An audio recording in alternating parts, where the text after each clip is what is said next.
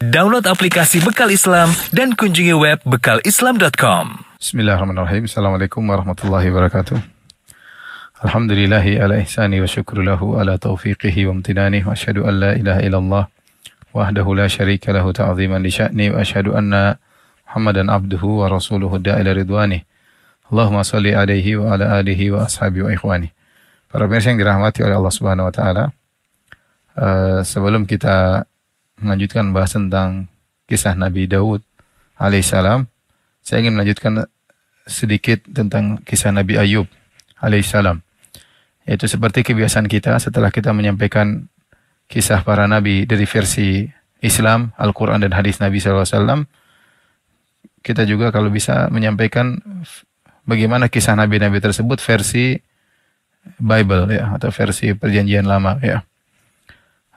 Dan Nabi Ayub juga disebutkan dalam Perjanjian Lama, dalam Injil atau Alkitab Al-Muqaddas atau kitab suci mereka. Bahkan kisah Nabi Ayub disebutkan sangat detail ya. Saya tadi sempat menghitung ya berapa ayat yang berbicara tentang kisah Nabi Ayub. Yaitu ternyata ada 1070 ayat. 1070 ayat ya. Itu potongan-potongan ayat ya, 1070 ayat dari mulai surat Ayub 1 sampai ayat surat Ayub 42, 1 sampai 42, dan masing-masing sub tersebut 20 sampai 30 ayat. Jadi totalnya saya hitung tadi sekitar 1070 ayat tentang kisah Nabi Ayub alaihissalam. Oleh karenanya kisah yang disampaikan dalam Perjanjian Lama cukup detail ya. Ya, akan tetapi di sana ada perbedaan yang sangat mendasar antara Nabi Ayub alaihissalam versi Al-Quran dan hadis dengan Nabi Ayub alaihissalam versi Perjanjian Lama. Pada pertemuan kemarin telah kita jelaskan bahwasanya Nabi Ayub alaihissalam versi Al-Quran dan juga hadis-hadis Nabi, maka Allah memuji Nabi Ayub dengan kesabaran. Inna wajadnahu sabiran, ni'mal abdu innahu awwab. Kata Allah, kami mendapati Nabi Daud alaihissalam adalah seorang yang penyabar. Kata Allah sabiran, berarti dia sabar. Ni'mal abdu innahu awwab, dan dia sebaik-baik hamba. Kata Allah, puji sebaik-baik hamba. Innahu awwab, dia senantiasa kembali kepada Allah Subhanahu wa taala. Kemudian kita nukilkan juga bagaimana ya asar para salaf, demikian juga riwayat dari Anas bin Malik radhiyallahu anhu bagaimana Nabi Ayub diuji sampai belasan tahun. Kemudian juga tetapi dia bersabar. Kemudian juga bercerita tentang istrinya yang penyabar ya. Intinya Nabi Ayub tidak pernah mengeluh sama sekali, dan dia bersabar dengan ujian yang Allah berikan kepadanya. Maka ini menunjukkan bagaimana pujian Allah terhadap Nabi Ayub alaihissalam. Ini versi Al-Quran dan juga versi hadis-hadis Nabi SAW. Adapun Ayub alaihissalam versi Perjanjian Lama, maka hal yang berbeda. Saya tadi baca-baca ya, hal yang berbeda. Ternyata kita dapati dalam Perjanjian Lama atau Bible atau kitab Muqaddas atau kitab suci mereka, ternyata Nabi Ayub alaihissalam adalah orang yang suka mengeluh. Mengeluh dengan musibah yang menimpanya, bahkan protes ya kepada Allah Subhanahu wa taala ya. Protes kepada Allah Subhanahu wa taala, bukan hanya protes, bahkan marah kepada Allah Subhanahu wa taala ya. Saya akan nukilkan beberapa penukilan dari Perjanjian Lama. Ini sengaja saya lakukan agar kenapa? Kita bersyukur bahwasanya agama kita adalah agama yang hanif. Al-Quran kita maksudnya terjaga dari penyimpangan ya. Berbeda dengan kitab-kitab suci sebelumnya yang telah terjadi distorsi atau penyimpangan dan yang lainnya. Ayub berkata dalam Perjanjian Lama dalam surat Ayub 30 ayat 15 sampai 30. Saya nukilkan ya. Ayub berkata, kedahsyatan ditimpakan kepadaku. Dia mengeluh, kedahsyatan ditimpakan kepadaku, musibah yang dahsyat. Kemuliaanku diterbangkan seperti oleh angin, yaitu kemuliaanku, kejayaanku dihilangkan. Dan bahagiaku melayang, hilang seperti awan. Dia mengeluh, bahagiaku hilang, melayang seperti awan. Oleh sebab itu jiwaku hancur dalam diriku. Dia menyebutkan penderitaannya. Hari-hari kesengsaraan mencekam diriku. Pada waktu malam tulang-tulangku seperti digerogoti, dan rasa nyeri yang menusuk tak kunjung berhenti. Oleh kekerasan yang tak terlawan koyaklah pakaianku dan menggelambir sekelilingku seperti kemeja. Ia telah menghempaskan aku ke dalam lumpur dan aku sudah menyerupai debu dan abu. Dia menceritakan tentang kehinaan yang dialami, penderitaan yang dialami. Kemudian dia berkata apa? Nabi Ayub alaihissalam, aku berseru minta tolong kepadamu. Dia berbicara kepada Allah. Tapi engkau tidak menjawab. Dia protes kepada Allah. Aku berseru minta tolong kepada engkau. Tapi engkau ya Allah tidak menjawab. Aku berdiri menanti. Tapi engkau tidak menghiraukan aku. Engkau menjadi kejam terhadap aku.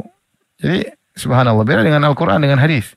Perhatikan di sini, Nabi Ayub mengatakan kepada Allah, engkau menjadi kejam terhadap aku.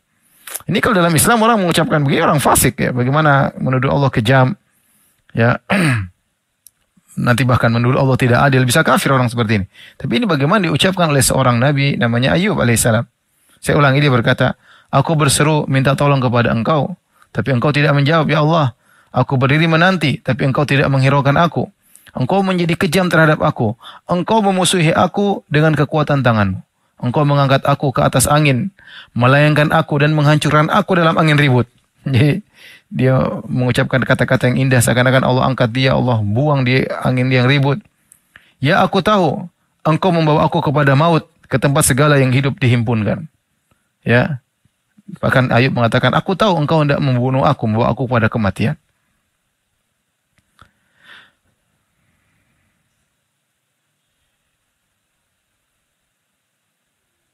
Dia berkata, sungguhnya masakan orang tidak akan mengulurkan tangannya kepada orang rebah. Artinya kata Ayub, orang aja pasti menolong orang yang susah.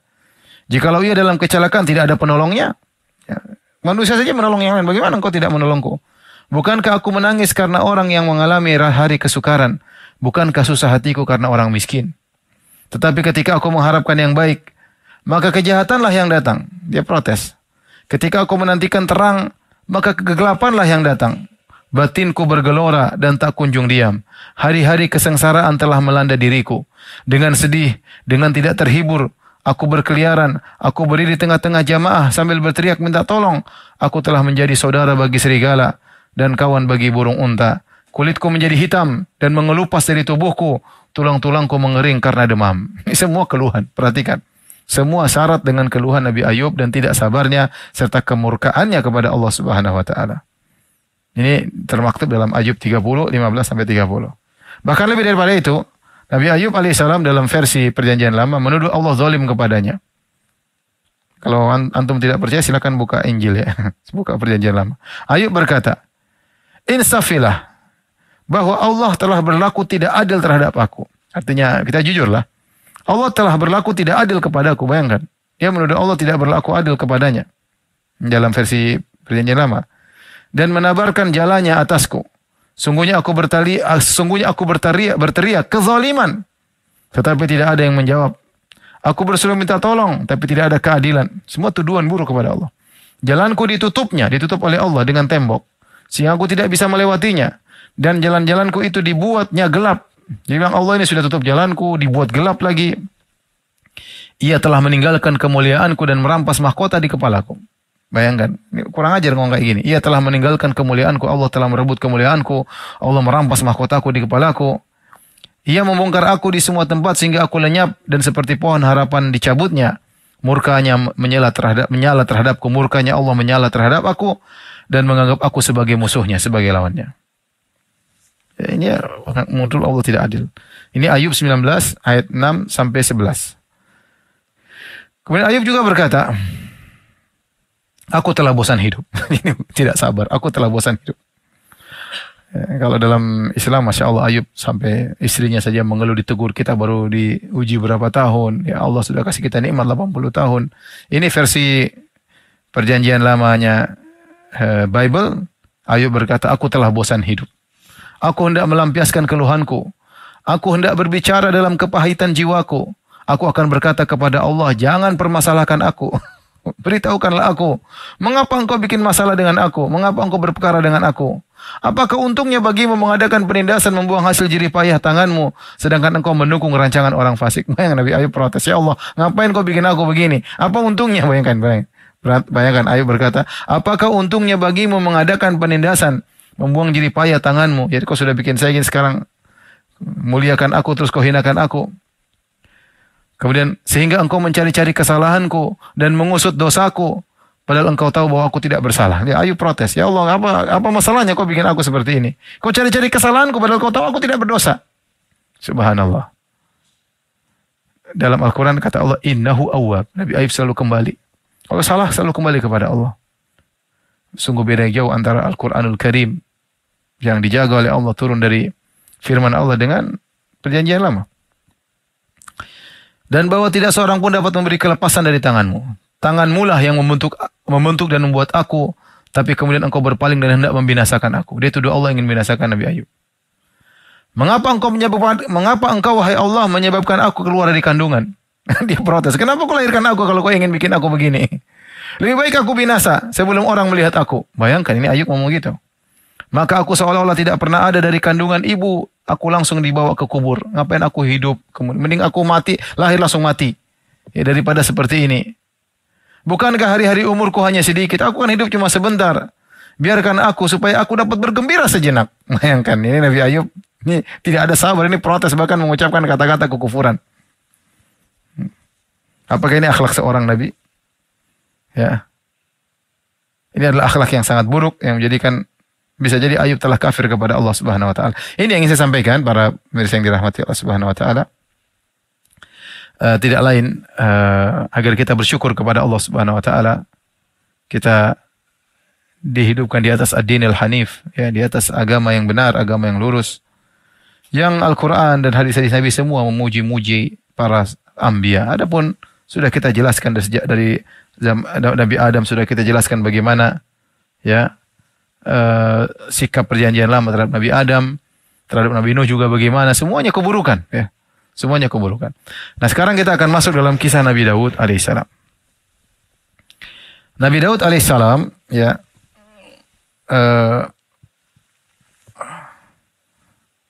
disebutkan oleh Allah Subhanahu wa taala dalam beberapa surat dalam Al-Qur'an. Dan seperti biasa nanti di penghujung kisah Nabi Daud kita juga akan menyebutkan tentang bagaimana Daud alaihissalam versi perjanjian lama. Agar kita bisa bandingkan. Karena terkadang kita bisa tahu keindahan Islam kalau kita melihat lawannya. Ya, kita bisa melihat keindahan Islam dengan kita bandingkan dengan yang lainnya. Ya. Makanya ilmu muqaranatul adyan, perbandingan agama itu penting. Agar kita bisa menampakkan indahnya Islam. Sebagaimana perkataan seorang penyair, wabil dildi tatabayyanul asya, dengan melihat lawannya akan nampak sesuatu, nampak hakikat dari sesuatu. Makanya kalau kita belajar tauhid, kita juga belajar syirik agar kita tahu bagaimana hakikat tauhid. Kita belajar Islam, kita kalau bisa mempelajari agama yang lain, kita bisa bandingkan agar tahu bagaimana indahnya Islam dibandingkan agama-agama yang lain. Nabi Daud alaihissalam sosok spesial. Nabi Daud lah nabi yang sangat diagungkan oleh Bani Israel, oleh orang Yahudi, Daud ya.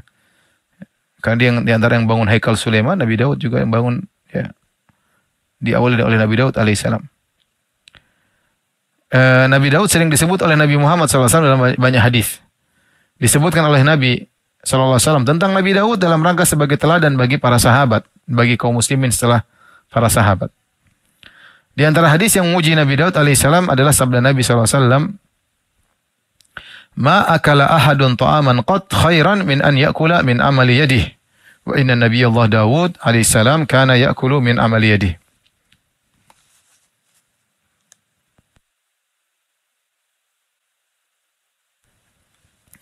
Kata Nabi SAW, tidak ada seorang pun yang memakan tidak ada seorang yang makan satu makanan pun yang lebih baik dari hasil kerja tangannya sendiri. Ini adalah makan yang paling berkah. Makan yang paling berkah adalah makanan bukan minta-minta, tapi dari hasil kerja sendiri.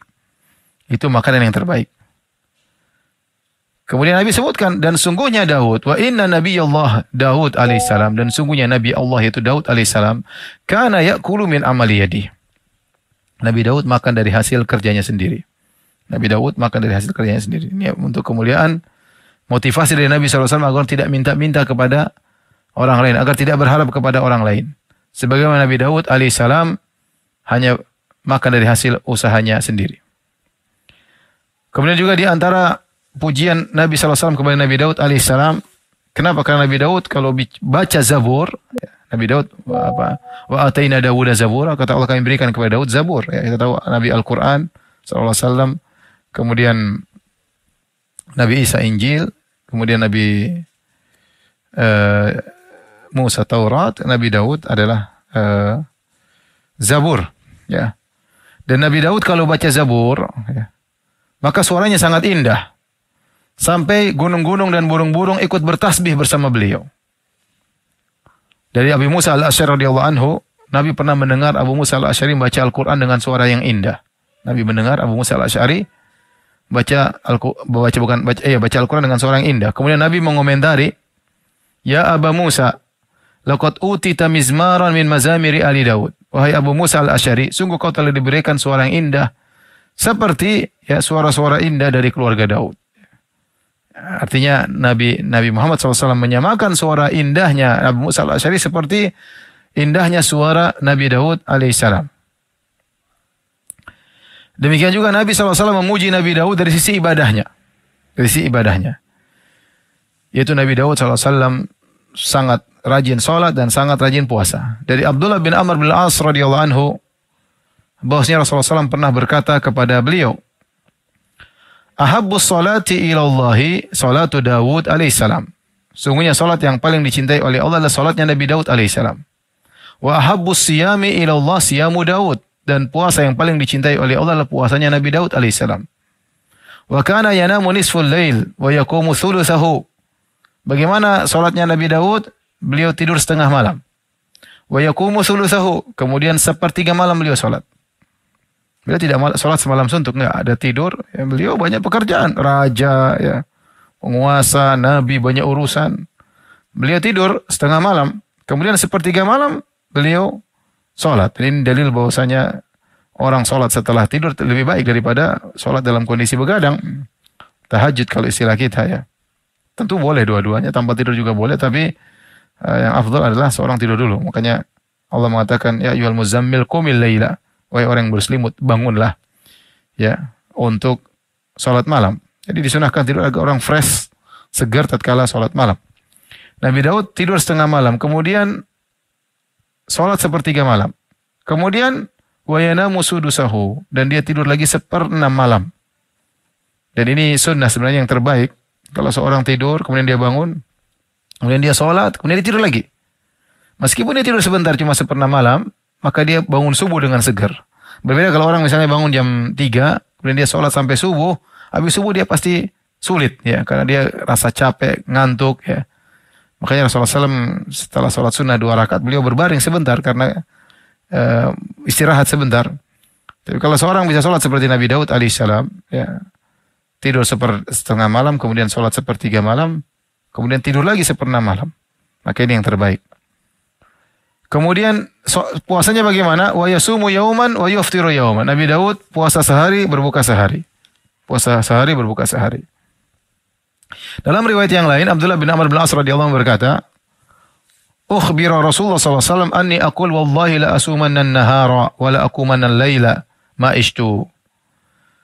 Aku pernah ngomong, kata Abdullah bin Amr bin Al-As radhiyallahu anhu, demi Allah aku akan puasa sepanjang hari, seumur hidupku.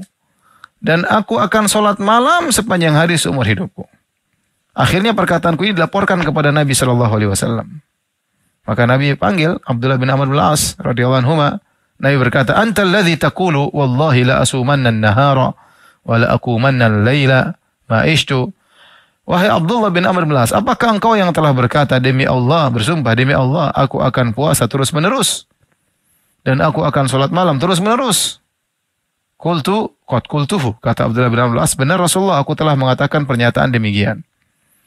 Maka Rasulullah berkata, innaka la tastati'u dzalik, kau tidak mampu melakukannya. Fasum wa aftir, maka berpuasalah dan berbukalah. Wa qum wa nam, tidurlah, sholat malamlah dan tidurlah. Gabung, jangan puasa tiap hari. Puasa, berbuka. Jangan juga begadang semalam suntuk sholat malam, jangan. Tapi sholatlah, kemudian tidurlah. Wasum minasyahri salasata ayyam. Nabi kasih jalan yang mudah. Sudah, puasa sehari, sebulan 3 hari, cukup. Ini sudah, alhamdulillah. Fa innal hasanata bi asyri amsalihha. Karena kebaikan dilipat gandakan 10 kali. Wa dzalika mithlu siyamid dahar, dan ini seperti puasa sepanjang tahun. Artinya kalau orang puasa sebulan 3 hari, ya, maka seperti sekarang dilipat gandakan 10 kali lipat, maka seperti puasa sebulan. Kalau dia tiap bulan puasa 3 hari, berarti dia puasa sepanjang tahun, tidak ada, seakan-akan tidak pernah berbuka, ya. Dan Allah mengatakan 3 hari ini bebas. Yang paling utama dikerjakan di Ayyamul Bid, tanggal 13, 14, 15, tatkala bulan purnama. Tapi kalau tidak kapan saja, nggak apa-apa, ya. 3 hari sebulan, dalam sebulan. Fakultu, maka Abdullah bin Amr bin As mengomentari, ini utiku afdhala min dzalik. Ya Rasulullah, aku mampu untuk sholat puasa lebih daripada itu. Yaitu 3 hari sebulan ringan bagi Abdullah bin Amr bin As. Beliau mengatakan, aku mampu untuk lebih baik daripada ini. Qala fasum yauman wa aftir yauman. Kalau begitu, kau puasa sehari, berbuka 2 hari. Senin puasa, Selasa Rabu enggak puasa. Kamis puasa, Jumat Sabtu enggak puasa. Demikian. Berbuka sehari, puasa sehari, berbuka 2 hari. Rasulullah kasih keringanan. Qala qultu inni utiku afdhala min dzalik. Ya Rasulullah, aku lebih mampu daripada ini. Qala fasum yauman wa aftir yauman. Kata Nabi SAW, puasalah sehari dan berbukalah sehari. Wa dzalika siyamu Daud wa huwa a'dalus siyam, dan inilah puasanya Nabi Daud. Ini puasa yang terbaik. Qultu, kata Abdullah bin Amr bin As, inni utiku afdhala min dzalik. Aku lebih mampu melakukan daripada ini. Mampu melakukan lebih daripada ini. Ya Rasulullah.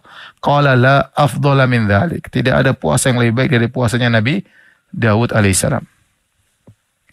Jadi yang terbaik adalah puasa sehari berbuka, sehari puasa berbuka. Kata para ulama, ini maksudnya kalau berjalan setahun. Tapi kalau terkadang puasa 3 hari berturut-turut boleh. Contohnya Ayyamul Bid. Atau puasa kafarah berturut-turut boleh. Ya, 2 bulan berturut-turut. Ya. Tapi kalau puasa sepanjang tahun, maka yang terbaik cuma puasa sehari berbuka. Tidak ada yang lebih baik daripada ini. Dan inilah puasanya Nabi Daud alaihissalam. Artinya Nabi SAW memuji tentang ibadahnya Nabi Daud alaihissalam. Bagaimana beliau pandai mengatur waktu. Di tengah kesibukannya yang luar biasa sebagai seorang raja, seorang nabi, ya, dan banyak kesibukannya, dia pandai mengatur waktu.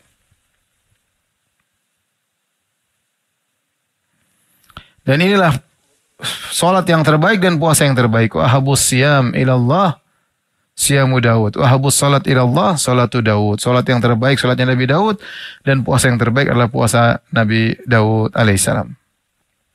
Taib, kita akan mulai kisah Nabi Daud alaihissalam. Kita menjadikan patokan adalah surat Al-Baqarah ayat 246. Di sinilah awalnya Allah bercerita tentang kisah Nabi Daud alaihissalam. Dan kisah Nabi Daud secara zaman dia jauh setelah Nabi Musa. Ya. Jadi kalau kita